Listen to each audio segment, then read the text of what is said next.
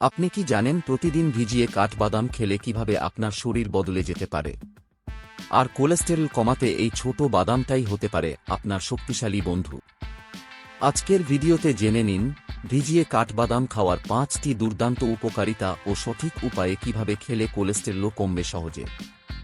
ভিজিয়ে কাঠবাদাম খাওয়ার 5টি উপকারিতা। 1. হজমশক্তি বাড়ায়। বাদামের বাইরের খোসায় থাকা ট্যানিন হজমে বাধা দেয়, কিন্তু ভিজিয়ে খেলে সেটা দূর হয়, ফলে হজম হয় আরও সহজে। 2. পুষ্টি শোষণ বৃদ্ধি।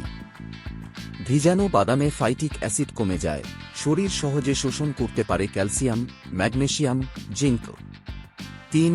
মস্তিষ্ক ও স্মৃতিশক্তি বাড়ায়। ভিটামিন ই ও ওমেগা-3 ফ্যাটি অ্যাসিড মস্তিষ্কের জন্য দুর্দান্ত। 4. ত্বক ও চুলের জন্য উপকারী। ভেজানো বাদামে থাকা অ্যান্টিঅক্সিডেন্ট ত্বক উজ্জ্বল ও চুল মজবুত রাখে।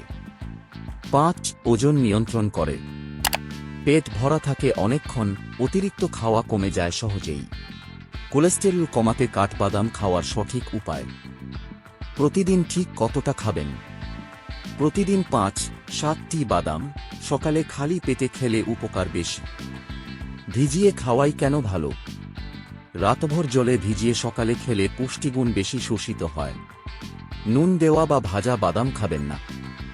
এসব বাদাম রক্তচাপ বাড়ায় ও কোলেস্টেরল কমানোর পরিবর্তে সমস্যা বাড়ায়।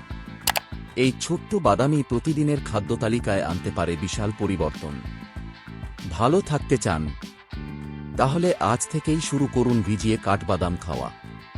ভালো লাগলে ভিডিওটি লাইক করুন, বন্ধুদের সঙ্গে শেয়ার করুন এবং এমন স্বাস্থ্যকর টিপস পেতে সাবস্ক্রাইব করুন।